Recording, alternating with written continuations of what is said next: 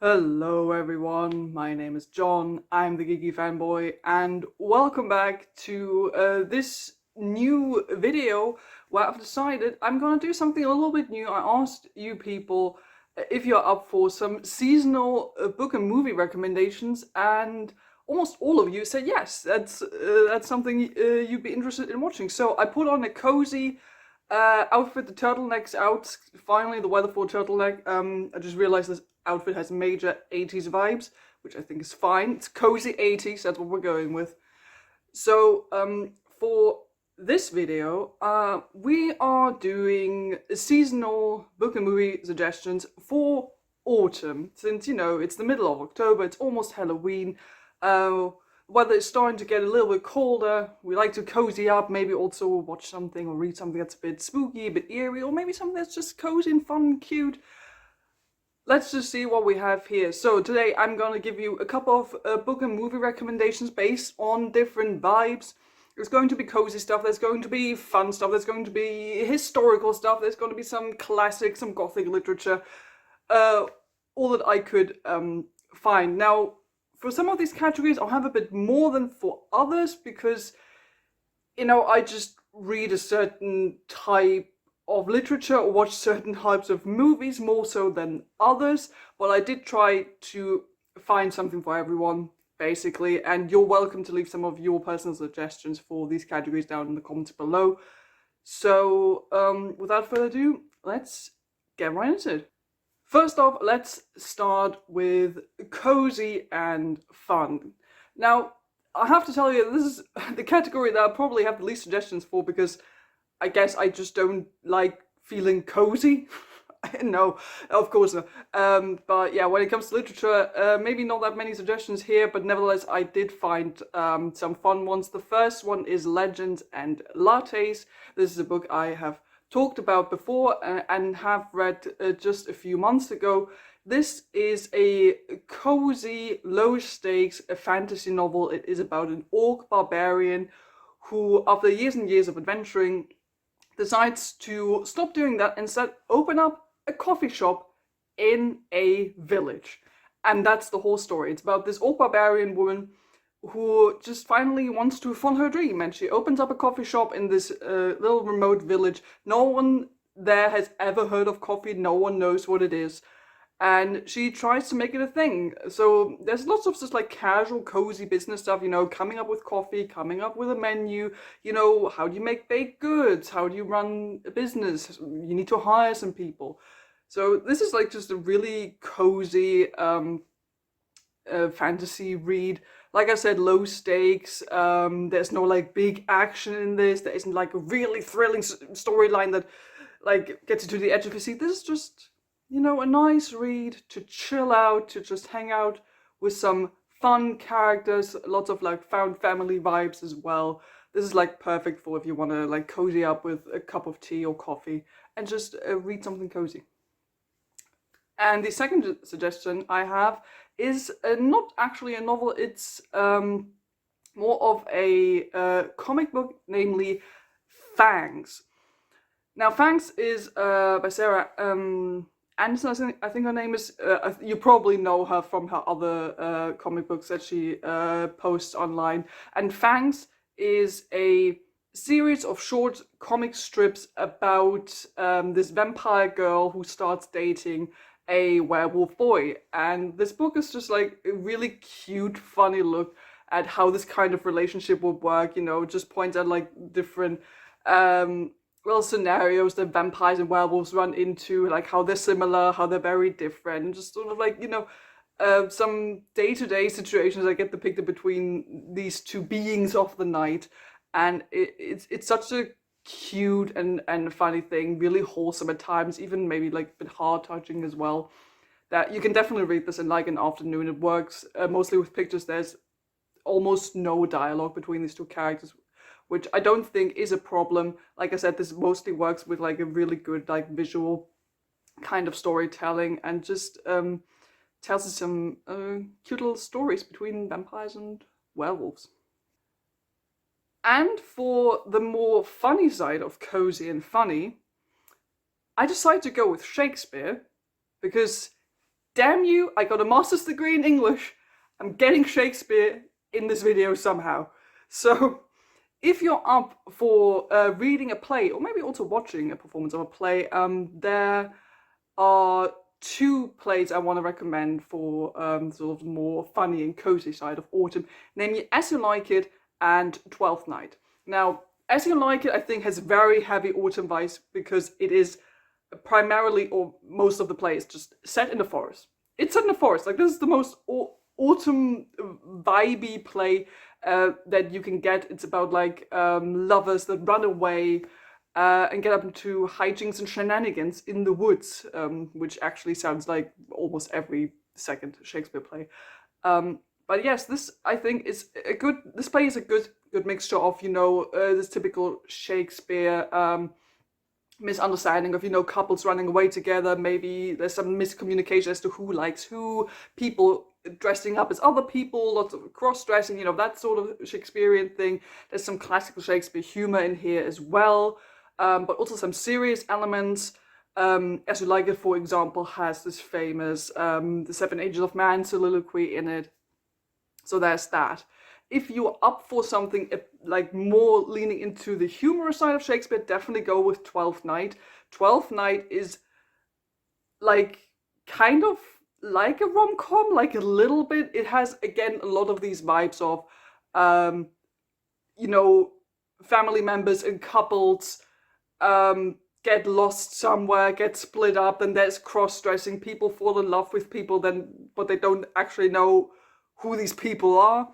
So Twelfth Night has, as a general setting, just has, like, you know, these two siblings that get split up, they get lost, and they both land on like two different sides of like this, not really conflict. It's like there's not quite sure. There's like a nobleman who wants to sort of get into a relationship with this other noblewoman, and one of the siblings, who's actually the sister, but she dresses up as a man, ends up as a servant to the nobleman and wants to help him woo this woman.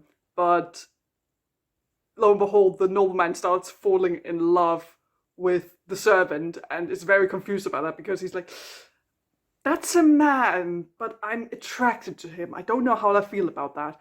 And then the noblewoman that he actually meant to woo also sort of falls in love with the servant, who everyone thinks is a boy, but is actually a girl. So there's lots of stuff like that. There's some really funny hijinks going on the side. Like, this is definitely one of the funniest Shakespeare plays. So yeah, As You Like It and Twelfth Night are like my two suggestions if you were up for like some Shakespeare stuff for some theatre. Now let's go for some cozy and fun movies. I went more with the fun side of this. First up, I have the Cornetto trilogy, mainly Shaun of the Dead. I'm pretty sure most of you know the Cornetto trilogy is this series of movies that are all themed after, like, you know, the Cornetto ice cream brand. You know, we all know it. And I want to highlight here Shaun of the Dead, because that's the zombie movie, which of course would fit very well for autumn and Halloween. It's about Shaun, who's just like this very normal British dude who is trying to like go about his life, you know, repair his relationship. He has like this best friend he hangs out with, who's just like living on his couch. And then suddenly all hell breaks loose as the zombie apocalypse hits, and then suddenly these very normal and slightly weird people have to fight their way through this British town, and is absolutely hilarious. I think the third one, World's End, in this trilogy also works quite well, because it also has sort of Halloween vibes, because it's a bit more scary, more so on the sci-fi side, since it's about a village that gets invaded and replaced by robotic-looking aliens. So yeah, definitely the Cornetto trilogy if you want something that's just a bit more on like the very British humor side of things. But I think this is definitely something everyone can enjoy, and definitely really great for if you want to have like a movie night with friends and want to have a laugh. Now, another movie that's absolutely fun and absolutely bonkers. Like, it's kind of cringe, but I love it. It's Repo the Genetic Opera. Now, this is a movie that is kind of hard to recommend. This is a very weird musical movie. It has major, like, cheesy, over the top, brutal, violent, gothic vibes. Um, it is not really like, it's definitely not cozy. It is fun, but maybe not intentional. It sometimes intentionally, but mostly not intentionally. So because this is a very over the top kind of movie. It's set in the future, and it's about the repo man who is hired by a company who basically, the company hires out organs, because if people can't pay them with money, they pay with they pay with organs. They can get organ transplants, but they can't pay for maybe. But at some point, the Reaper Man will reclaim those organs that they got implanted if they can't pay up. So lots of violence and gore, very over the top. It's very dramatic. It's very stylized. Also, again, it's a musical, so be prepared for some wacky and very dramatic songs in this. This is kind of like schlocky and cheesy, but to me in the best way possible. Like, I really enjoyed this movie. And again, I think this is like really fun to watch with friends who are up for like a bit more of a whackers and kind of bonkers kind of gothic movie that you can enjoy, but also can just kind of laugh at. Next up, I've got something for the YA readers out there. So first up is Cemetery Boys. This is a book I have talked about previously as well. This is perfect for autumn and Halloween because this is set all around the Day of the Dead.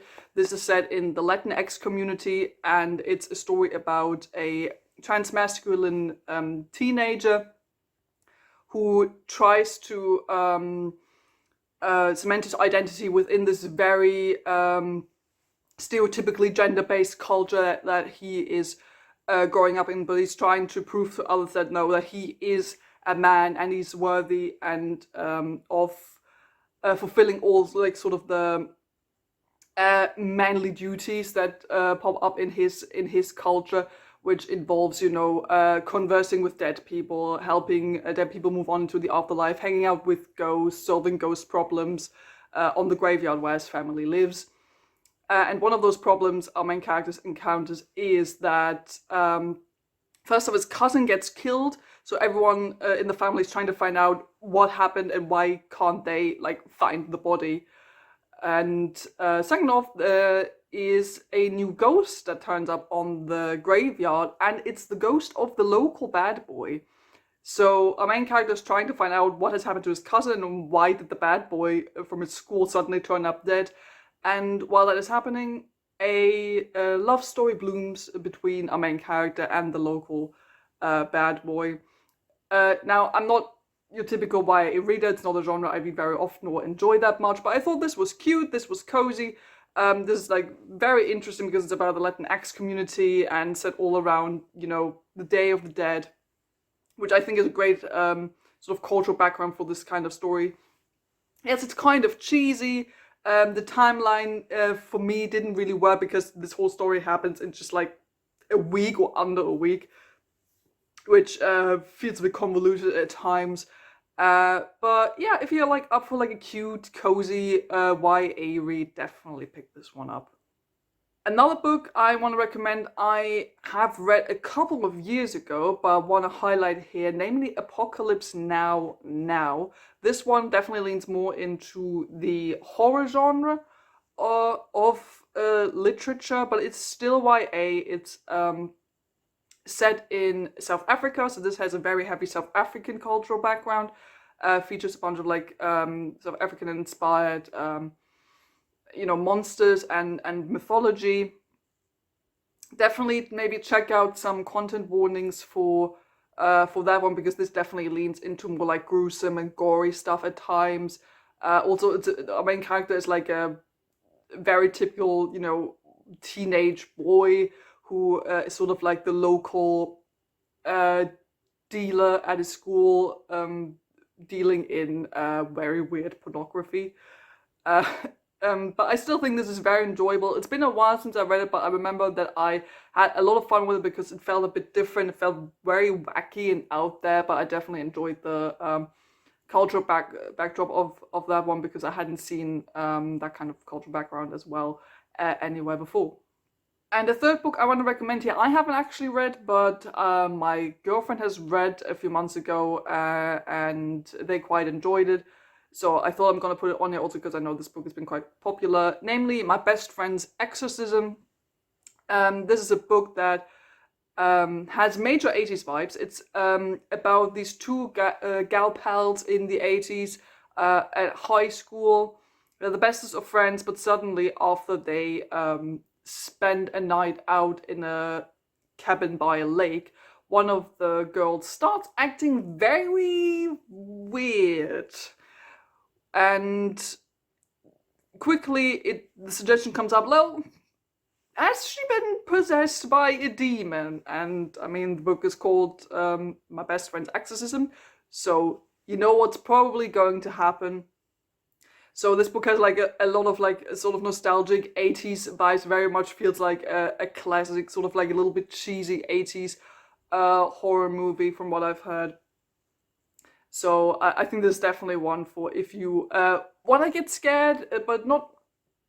There's like some messed up little things from what I've heard. Maybe check some warnings for that, but I think this works really well if you want, one of those schlocky 80s horror movies, but as a book. Speaking of 80s movies, let's move on to our movie recommendations. And I want to recommend Fright Night, the 80s version and the 2011 version. Now, Fright Night is a movie I've loved for a long, long time. I first watched the 2011 version, and after I enjoyed that so much, I went back and watched the original from 1985, which is also really, really good. Fright Night is the story of a young man who has a new neighbor in his street, and his new neighbor is odd. Let's say it like that. He's a very handsome looking young man who is not really out that much during the daytime. Some people start disappearing at school and in town, and there's some stuff going on, and maybe the new sexy neighbor is potentially a vampire. So this is like very much like a classic sort of 80s teenage horror movie with the 80s version, like, I think has great practical effects with how the vampires and also the other creatures in the movie work, like really giving you this sort of feeling where you're like, okay, this is a bit weird because it's old, but also that it's low-key kind of actually terrifying.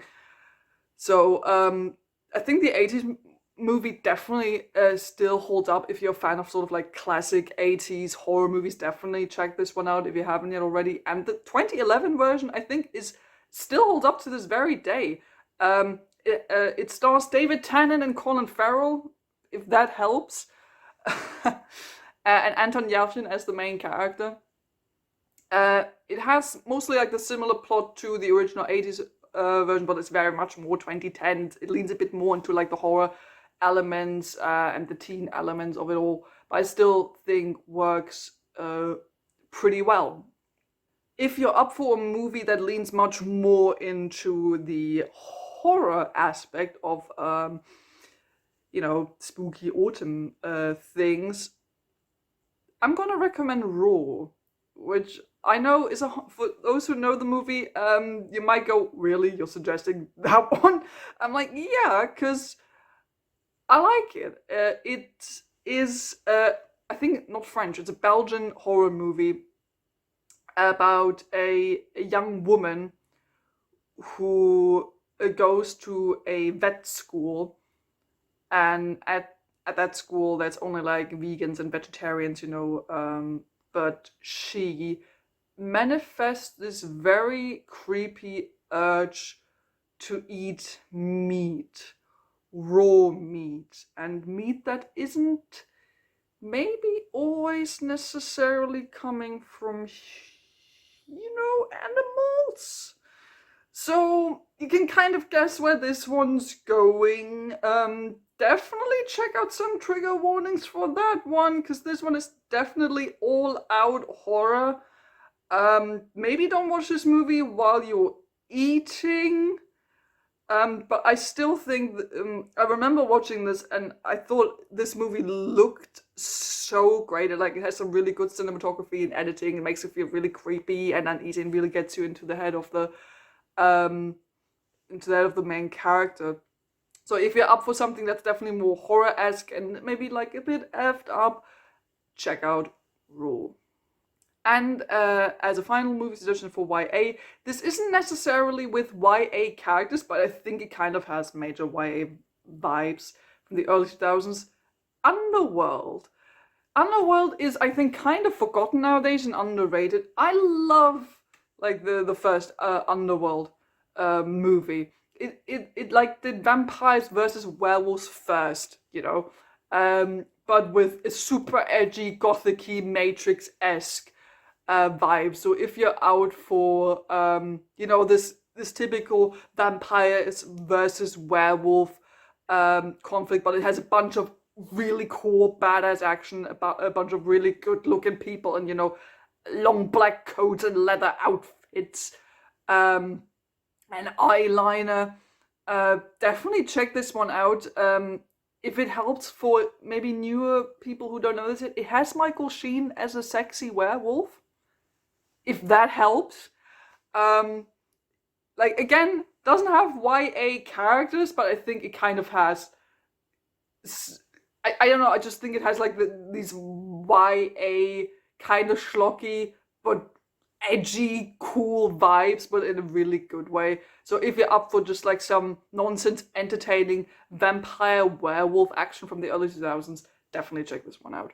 Moving on from YA to our slightly younger readers, let's do some stuff that's more middle grade and for everyone, for the whole family. Let's start off with books. I want to recommend 2 books by my favorite author. I want to recommend 2 books by Neil Gaiman, namely The Graveyard Book and Coraline. I think many of you are probably already familiar with at least one of these books.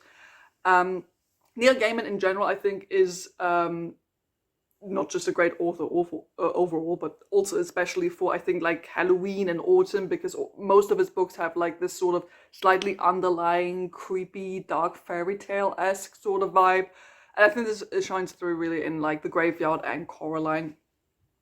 The Graveyard Book is about a young boy named Nobody Owens who, as a baby, is picked up by the ghosts of his local graveyard, and they decide to raise him as one of their own.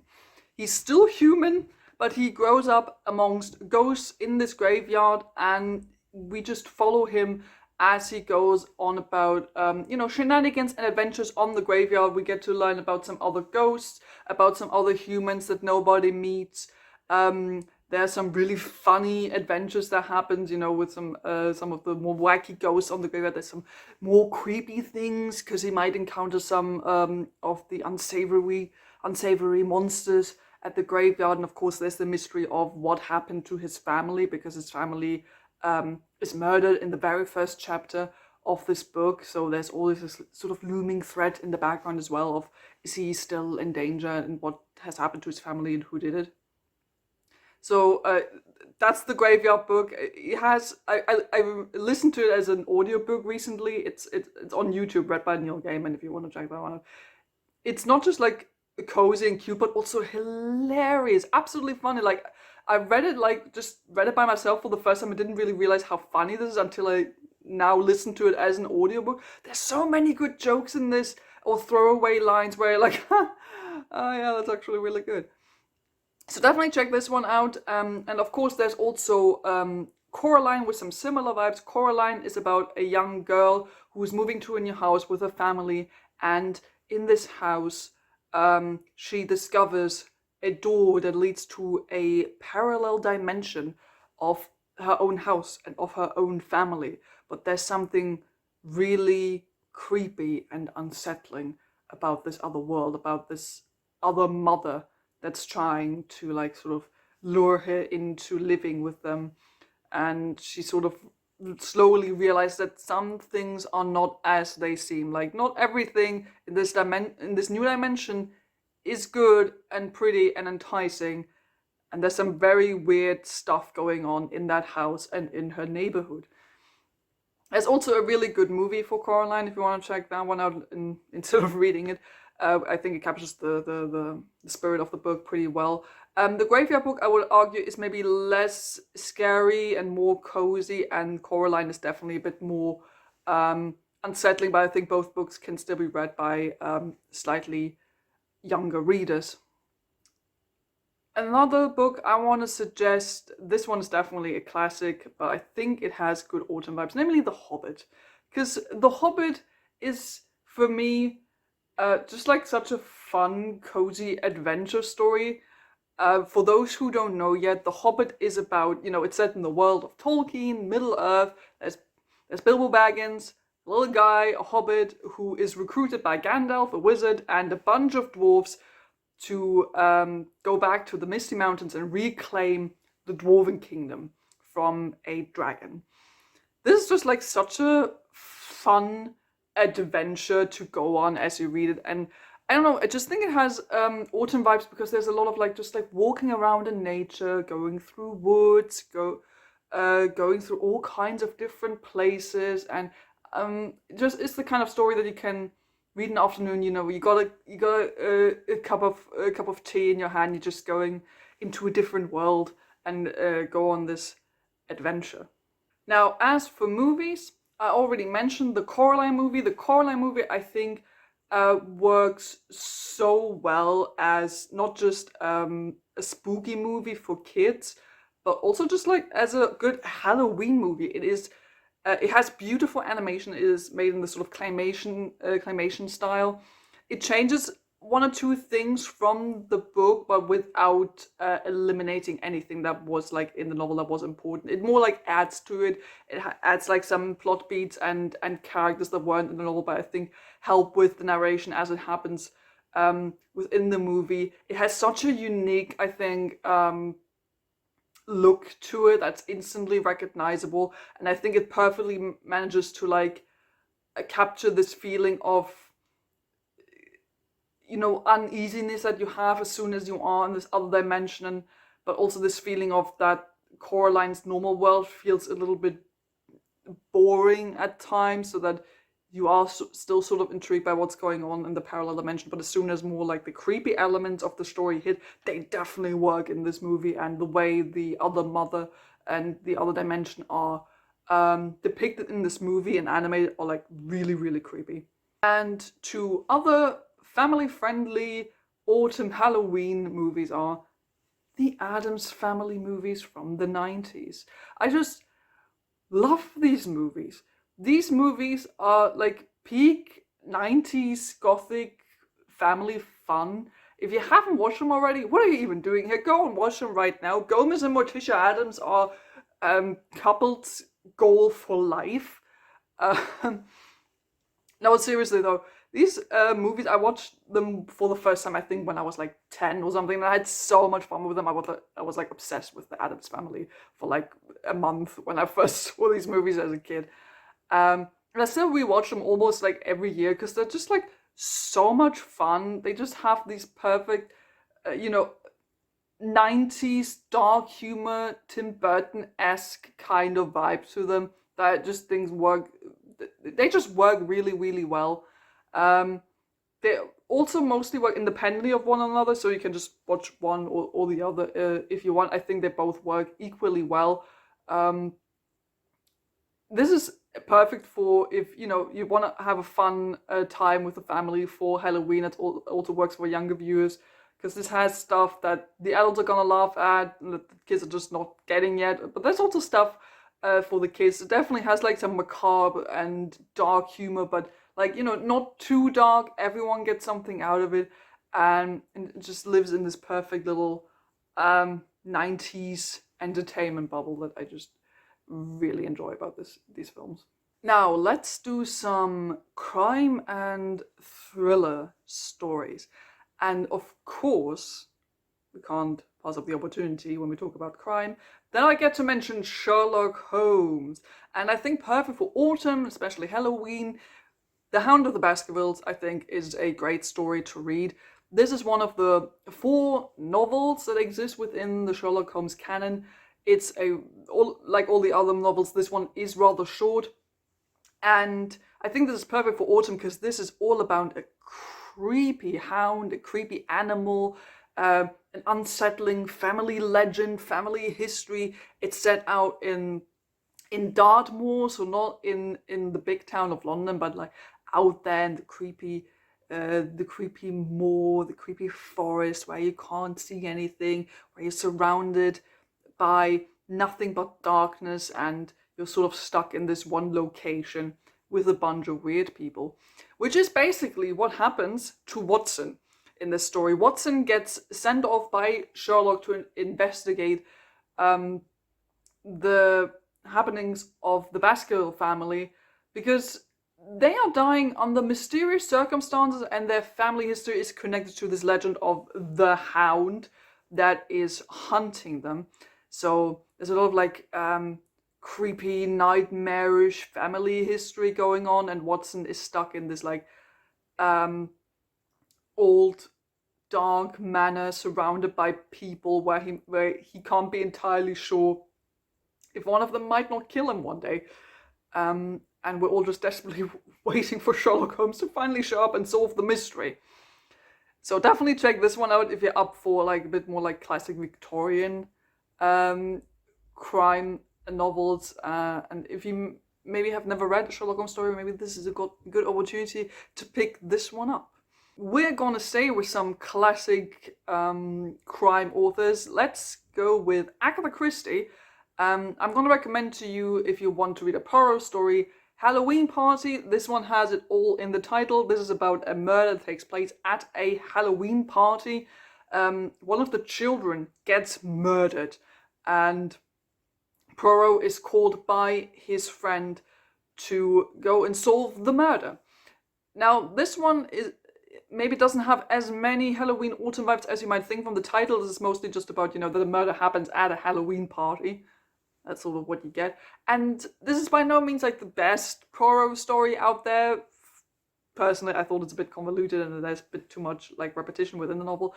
But Agatha Christie is always fun. This is one of her later novels, so you get maybe a bit more modern stuff than you might expect from a Poirot book. But I think this is nevertheless a really fun whodunit. It's set all around this like party at Halloween. So I think this is perfect for like just cozying up for one weekend and just reading that. And if you want to read another Agatha Christie book that's not Poirot, but still has creepy vibes, And Then There Were None.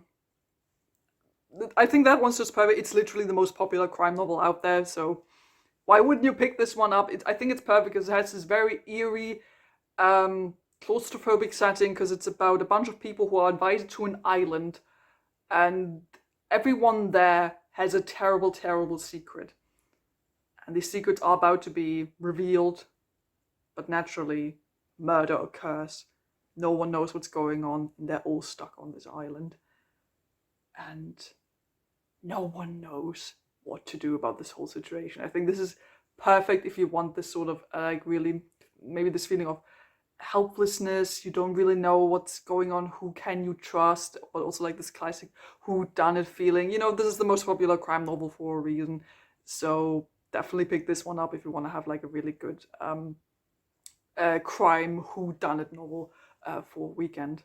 And if you're more up for a thriller vibe, let's go with another classic. Let's go with Psycho by Robert Bloch. Yes, the movie that everyone knows is based on a book, which I didn't know when I first encountered this book, I think 10 years ago now, because I had heard of the movie, but then I saw the book at my local library and was like, oh, this is actually based on a book. Let's read the book first. Psycho, if you don't already know it, is the story of a young woman who, after taking a bunch of money from her boss, runs away and finds shelter at a not the best kind of looking motel, which is run by a weird, shy young man named Norman Bates. And something apparently has happened to the girl, because then her family of friends start looking for her and also encounter Norman at the motel and try to find out what the hell has happened there that night. This one, slight warning, yes, this does play around with some very old-fashioned, cliched elements surrounding mental illness, so definitely be aware of that when you pick this one up. It's from the 60s, so, the good old days, and, all you had to do for hysteria and depression was, I don't know, go sleep it off and go to work the next day. So yeah, maybe be a bit aware of that, but if you're willing to sort of indulge in that time period and into the general premise of this story, this works really, really well. It's told from multiple point of views, the story, and I think the story really manages to get you into the minds of these characters, especially Norman, who's this very troubled, shy young man who lives under the thumb of his mother. And I think it creates very well this feeling of uneasiness, that you definitely know something is about to happen, something is weird, this motel is not normal, Norman is not normal, but you can't quite put your finger on what exactly is that's off. And there's this element of not really whodunit, but sort of discovering the mystery, what has actually happened, what's wrong with Norman, what's actually the truth behind him, who he is, what's going on with his family.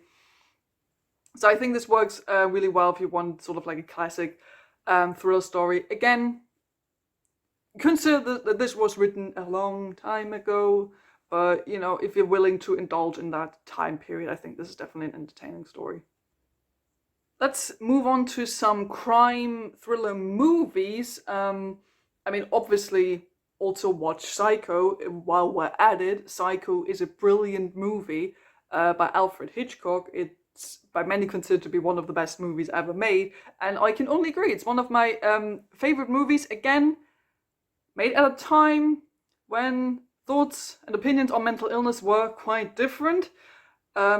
But just as a movie, how the cinematography and the editing works, how it tries to work in the thoughts and feelings of the characters, works out so well for this movie. This is maybe one of the few cases where the movie is even better than the book, depending. I guess there's a reason most people know the movie but not the book. This is definitely one if you really want to watch a classic crime movie of its time. If you want to watch a more modern crime whodunit movie, Knives Out. Now, I'm not... I know I hate saying this, but I'm not the biggest fan of the Knives Out movies. I enjoy them for what they are. Not the biggest fan, though. But I think the first Knives Out movie is perfect to watch at autumn, because it's set around autumn, around the time frame of autumn, and it's set in this big family mansion. Everyone is wearing really cozy jumpers, especially Chris Evans. And it's about this very dysfunctional family where the patriarch of the family dies, but instead of his inheritance going to his family, it actually goes to the nurse that's been looking after him this whole time. And of course, everything's thrown into chaos. Everyone's like, why does she get everything? Couldn't we just find out first what actually happened to Dad? And then they call in Daniel Craig with this really funny but wonderfully entertaining accent, and he tries to solve the murder. This is a very classic whodunit movie with some twists thrown in.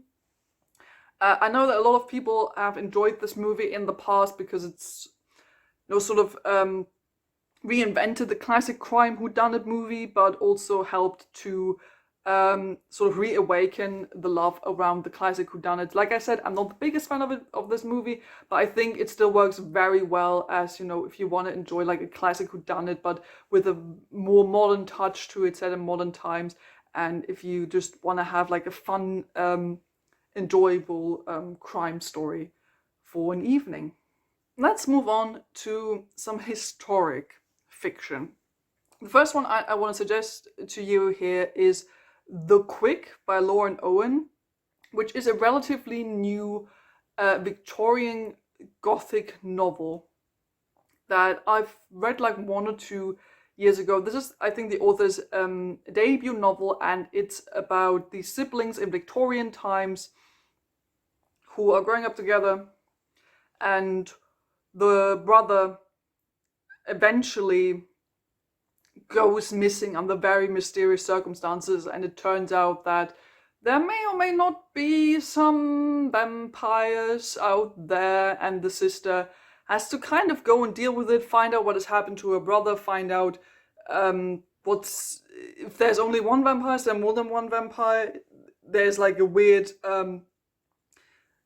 like there's some group dynamics going on in the background, you know, who is hunting who, vampire hunters, but there's also some other monsters, all those kinds of things. I think this novel manages to like establish this feeling of Victorian, like this Victorian era feeling really well for a modern novel. Now, the pacing to me when I read this book was a bit off because it starts off really well and then gets real slow towards the middle. So consider if you are up for like more like slow paced novels with like a bunch of exposition in the middle. Again, the vibes I think of this book work really well, and there's some really good elements in there, but again, consider if you're up for like a really heavy mixture of atmospheric work, world building, and then there's just like a bunch of exposition and slow story progression that mostly focuses on characters explaining things, and just like slowly building up towards what the actual plot and climax of the novel is going to be. But I wanted to highlight this because we don't really get that many like classic Victorian Gothic novels nowadays anymore. So yeah, there you go. A second historic novel I want to highlight that's probably the most unusual book on the in this video is Lincoln in the Bardo. Now, this book I've read a couple of years ago. I've never read anything else by George Saunders, and I picked up this book because it looked very interesting. This is the story of President Lincoln's young son who died, and the whole story is about this child in the afterlife conversing with like a bunch of ghosts, essentially. But what's so special about this book is that once you picked it up and take a look at it, this is not written in normal classic prose. This is very much written in not even necessarily like kind of dialogue, but it's all written as just like short snippets of what these characters are talking about. So it will just be like a few lines of what characters are talking about, and then under that you see it's almost like quotes. Like you get like a quote, and then under that it says the name of the character or the person, fictional or real, who said that. And that's the whole book. And it probably takes some getting used to. It certainly took me some getting used to. But once you get into it, I think you can recognize a really interesting and introspective story about, the afterlife, about what's going on with Lincoln's son, how he's coping with this. You also get some hints at how Lincoln, like the president himself, is dealing with some feelings. You also get to know some of the other ghosts and other people that live there in the afterlife. And this is definitely for people who like maybe want to read a novel that works in a way that you've never seen another novel do things. Because I've certainly never seen a novel that uses this kind of narrative voice or narration style. It's very unusual. You kind of have to just lean into it maybe to enjoy it. This will not be for everyone, probably, but I think this works really well if you're up for some very like quiet, interesting, slightly confusing, slightly weird kind of narrative. But if you can get into it, you definitely get a very interesting story that I think you will think about for a long time. Now for some historical movies for autumn and the spooky times.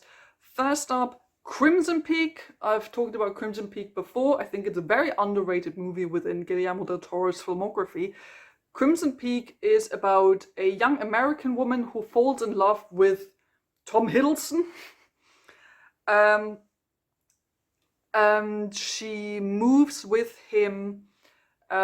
She moves with this British businessman to England to live in an old haunted mansion with him and his weird, creepy sister. And the story is all about discovering the secrets of the house. There's some major gothic vibes, just like by the general design, production design of this movie.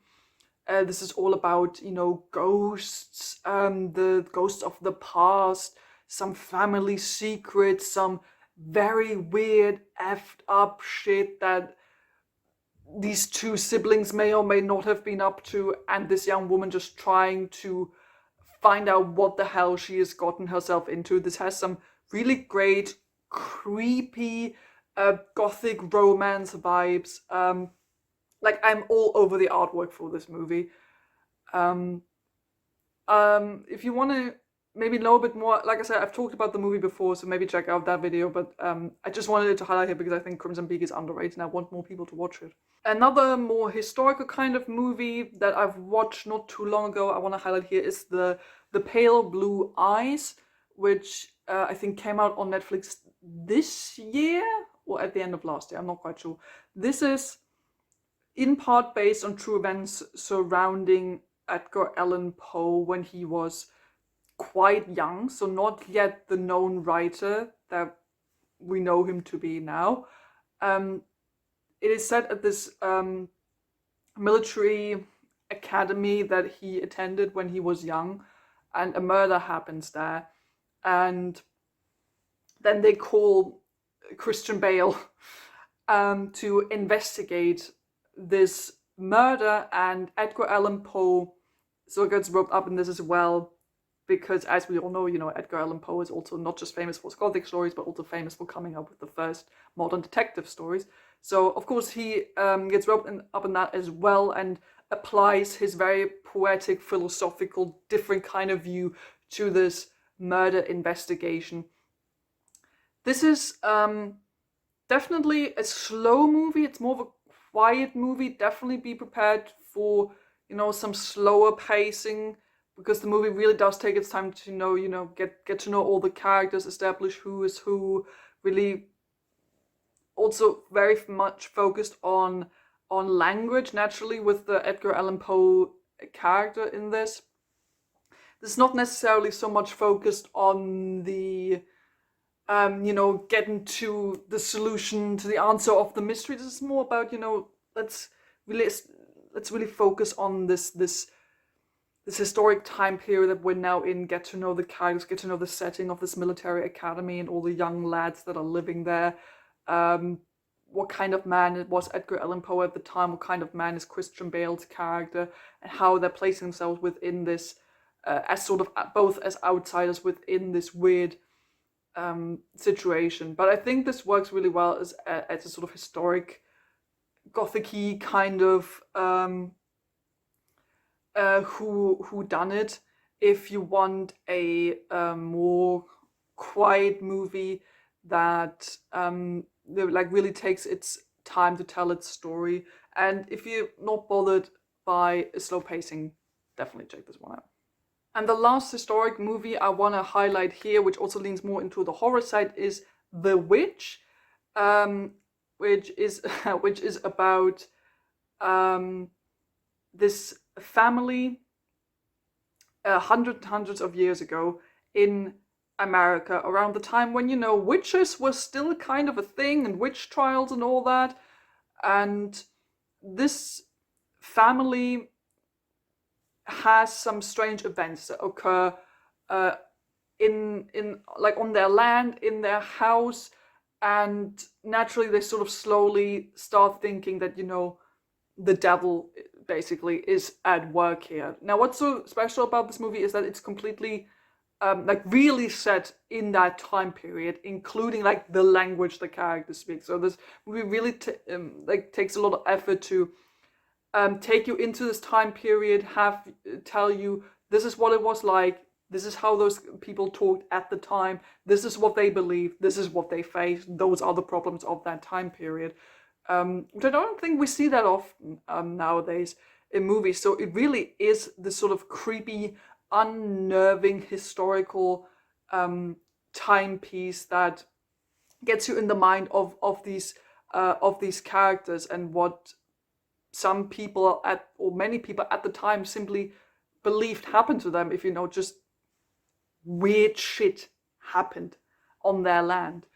So of course there's also with the title like a supernatural element to all of it, especially surrounding like the main character, who is this daughter of the family, since this is all around also the time of like witch hunting. So naturally there's also going to be raised the question of what did the daughter have to do with this whole thing. So this is I think this definitely works for if you want like a super hardcore historic setting, but that still tries to like create this feeling of uneasiness that works for the modern viewer.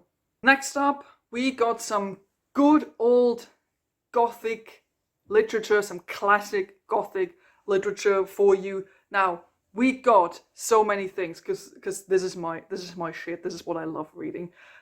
First up, just as a general suggestion, read Edgar Allan Poe. He's the master of Gothic literature. Strictly speaking, not Victorian. So this is not like Victorian Gothic literature. So it's just very classic Gothic literature. Edgar Allan Poe, great man, wrote some really great, horrifying, creepy short stories. Also some really great spooky and melancholic poems. Also the inventor of the modern detective story, as I've mentioned previously. You could basically pick almost any short story from him. Just like, I don't know, check out some lists. Go with what you think would interest you. What would interest you. As a personal suggestion, some of my favorites are The Telltale Heart is one of my favorite short stories by him, because it is all about getting into the main character's head. You read from the main character's point of view, giving you really this creepy, uneasy feeling of thinking you really are in the mind of a madman who slowly but steadily goes crazy. Another one which I quite enjoy is The Black Cat, which is also about like just the mind of a man slowly going crazy, but a cat's actually doing it, and a cat sort of takes its revenge. Another one for The House of Usher. We just had the Netflix series that's titled after this, which is a bit more of a longer short story that has more of this creepy family kind of vibe. A family that has been haunted for a long, long time, has some creepy history that the main character is trying to figure out. There's like so many short stories you could pick out. Just go wild. Go and read some Edgar Allan Poe. Next up, as a classic, naturally we've got Frankenstein by Mary Shelley.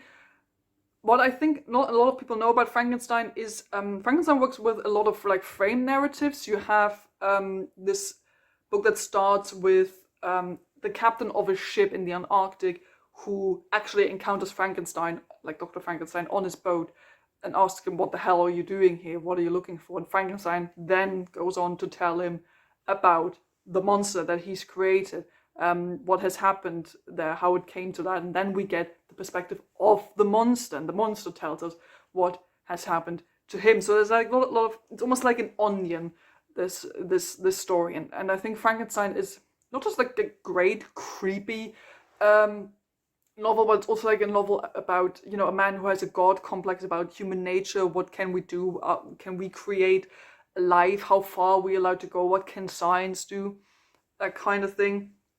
This is definitely one of the classics that I think you should read, and that's definitely worth checking out. Another classic I really like is Dr. Jekyll and Mr. Hyde by Robert Louis Stevenson.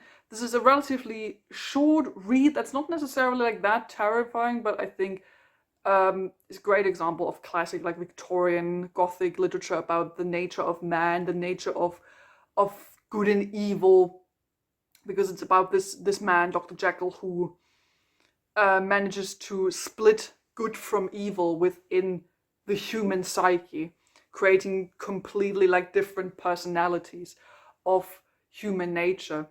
And it's all about, you know, the morality of man, and does good and evil exist, you know, in this black and white kind of way. And I think this is a great um, thriller-esque kind of Victorian novel that you can read in one afternoon, and will definitely have like a really great a character study just about the nature of man. And as a final classic, I want to suggest here The Picture of Dorian Gray by Oscar Wilde. For those who do not know, The Picture of Dorian Gray is about a young man who's so beautiful that a picture is made of him. A portrait is painted of him, and he, beholding this picture, sells his soul to the devil, saying that all the bad things, all the sins that he's accumulated over his lifetime will not age him, will have no effect upon him, but will instead affect this portrait that has been made of him.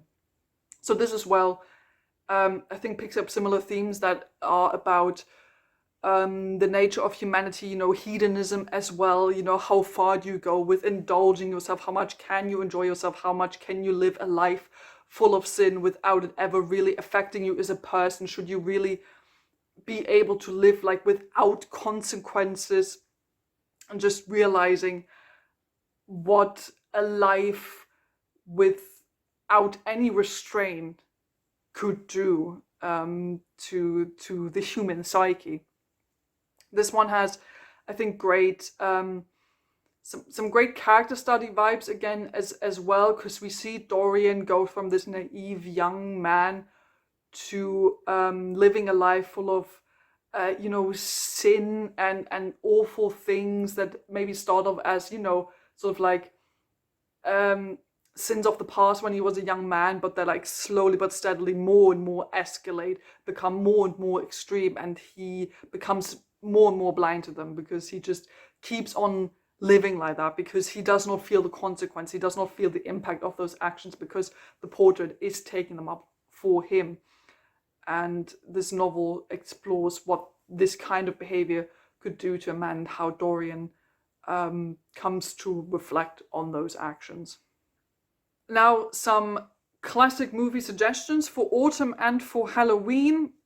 Another classic I want to highlight because I watched it for the first time, I think, last year, namely Alien. Alien is such a good sci-fi horror movie. Like, I can't believe it. Like, when people say this is one of the best horror or sci-fi movies ever made, they're not kidding. It really is that good.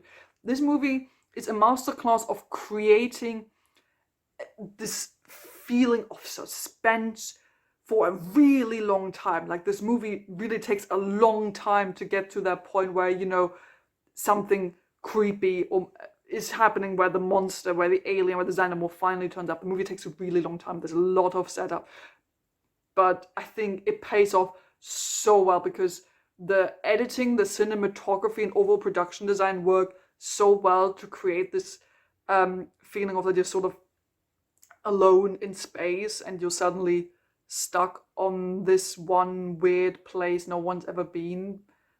Like, on the one hand you want to explore, but on the other hand you're also like, no, we should really leave. This doesn't feel right. And as soon as the xenomorph is there, it's just this feeling of you need to get out, this feeling of survival I feel alongside the characters as well. I just want to highlight with this that this movie has astonishing production design and like brilliant practical and special effects that hold up so well. Like, this is what I want in more modern day movies, because my problem always is that, you know, CGI ages really, really quickly, and you can always like sort of tell that it's not really there. But like with these older movies, they just built so much cool stuff, so they actually had xenomorphs and other cool shit there on set, and you can tell it just works so well to really like get you in to the scenario where you're alongside the characters, where you're faced have to face up against the xenomorph. So this is your call out for finally watching Alien if you haven't done that one already. And as a final classic horror movie, I want to recommend Reanimator. This is more for, again, like the old-fashioned cult classic geeks out there who just want to watch some weird, grotesque 80s body horror, gory practical effects kind of stuff. I think this is based on an H.P. Lovecraft story. It's all about a man, sort of like this mad scientist kind of guy who's obsessed with bringing people, like reanimating them, with bringing people back to life. So there's a lot of, naturally, there's murder, there's body horror, there's zombie-esque people. This is just like some great, not really cringy, but like sort of this classic schlocky, over-the-top, gory kind of older horror movie that works with some, again, great practical effects at the time. That is like over the top, but just like the right amount. And last but by no means least, I quickly want to suggest to you some comic books and manga for the people out there who like comic books and manga and who maybe do not have that much time to read whole novels. So here we go. First up, I want to suggest a bunch of Batman comics because I'm big into that. Since we just spoke of H.P. Lovecraft, there is Batman, the Doom That Came to Gotham, which is an Elseworld story that's very heavily inspired by H.P. Lovecraft kind of horror. So weird shit's going down in Gotham, weird creatures are showing up, and Batman, the detective that he is, tries to find out what is happening, and Batman eventually encounters some really effed up Lovecraftian horror. So if you ever wanted Batman to meet Lovecraft, here's your chance. The comic book is great, it's a bit older, but there's also a newer animated movie based on the comic books if you want to check that one out. Next suggestion is also a Batman Elseworld story. It's Batman Gotham by Gaslight, which is if Batman was a Sherlock Holmes-esque Victorian detective. I think just like these classic Victorian settings or Victorian detective stories work really well for autumn because they just have this like rainy, foggy kind of vibe, and that's basically exactly what Gotham by Gaslight is. It's Batman in Victorian times, being confronted with cases like, Jack the Ripper, that sort of thing. So this is really, if you ever wanted Batman to just be, just flat out be Sherlock Holmes, go and read Gotham by Gaslight, or you can also check out the animated movie for that comic book. And lastly, Batman comic I want to suggest is Batman and Dracula. I think that's like a whole series of comic books, which is, it's in the title, Batman meets Dracula. If you actually ever wanted Batman to be a literal Batman, here's your chance. Again, this is a bit of an older comic book series. There is a newer-ish movie that is also Batman versus Dracula, which is different and it's a bit more childish, but still surprisingly bloody and gruesome at points. So if you ever wanted Batman to actually encounter, Dracula, who is a literal Batman, go and check that one out. And of course, I can't pass up the opportunity to talk about my favorite comic book detective. I'm going to suggest some Hellblazer to you. As some of you who have watched some of my other videos know, John Constantine is one of my all-time favorite fictional characters, and I think he works perfectly for autumn and the Halloween vibes that we want, because Hellblazer is all about, magic and the supernatural and just weird effed up stuff going on. John Constantine being this working class, rough, no nonsense kind of detective who does know how to do magic, is a master of the dark arts, battles demons, all that kind of stuff while chain smoking. So this, I think, is perfect. Hellblazer is one of the longest running comic book series ever. There's a bunch of stories you can check out there. The most famous one is Dangerous Habits, if you want to check that one out, which is all about John's chain smoking finally catching up with him because he catches cancer. This story is... I mean, most Hellblazer stories are a bit of a bummer, if you want to put it like that, but this one, it's about cancer. So maybe check out some warnings if you want to read that. But it's the most popular and famous Hellblazer story for a reason. There's also Hold Me, which I think works well for like sort of a Halloween autumn vibes because it's all about a ghost.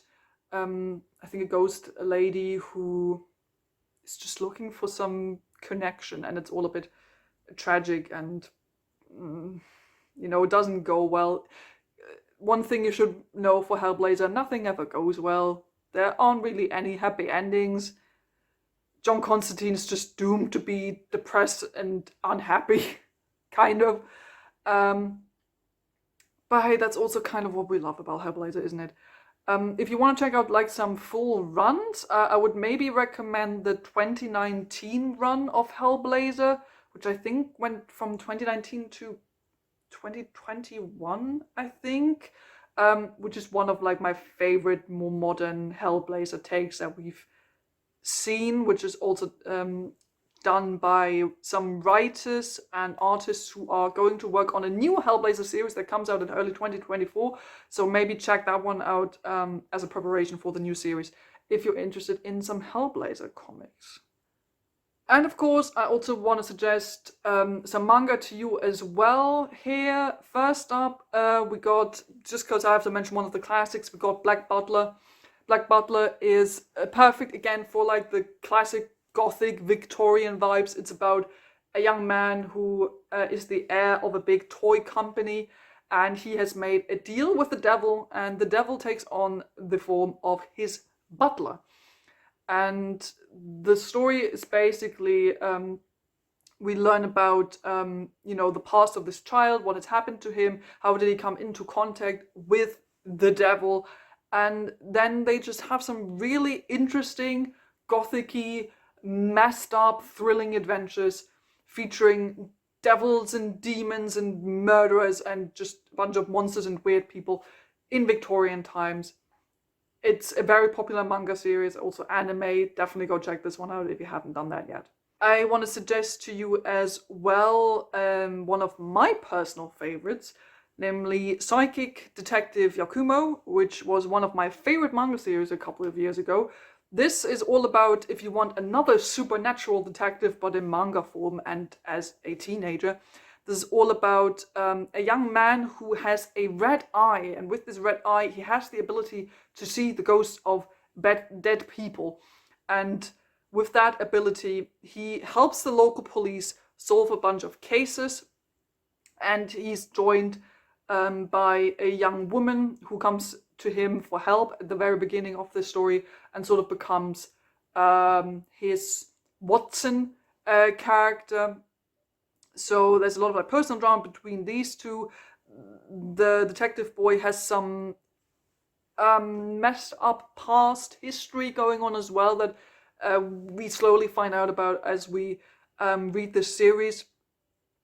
And it's just, I think, a great like supernatural detective series that definitely creates some very messed up, creepy, violent cases at times, but also stuff that can be surprisingly emotional at times. There's also an anime based on this manga if you want to check out the anime, but I can definitely recommend the manga to you. And lastly, I want to recommend, if you're really on the lookout for something that's really like a bit more horror-esque and violent, a series I've been reading recently is Noah of the Blood Sea, which is a very horror-heavy, violent manga series about a cruise. It's a family on a cruise ship, but shit goes down real fast. People start going missing, they get murdered, there's like some mass murder going on this ship, and then it turns out there's some monsters on the ship, and the monsters like eating humans and sucking their blood, and our main character, who is like this boy from this family, just tries to find out what the hell is going on this ship. How can he survive? Can he even still save his family or himself? And will he ever get off that ship? So that's for the people out there who really want some more heavy, violent vampire action. This is it. This took a really long time. I've been talking about books and movies for over an hour, but then again, I hope with this kind of length, I hope I managed to talk about something that actually interests you. As I've mentioned previously, do feel free to give some recommendations yourselves down in the comments below. Also tell me if you've checked out some of these books or movies by yourself already. Give me your opinions. I'm always interested to hear about your thoughts. Thank you so much for watching. I posted some of these recommendations also over on my Instagram. If you want to check that one out, you can check out my Goodreads if you're curious about what I'm currently reading. You can also check out my letterbox if you want to know what kinds of movies I'm going to watch this Halloween. But yeah, let's leave it at that for now. Thank you so much for watching. Don't forget to like and subscribe if you haven't done already. And I'll see all of you very soon.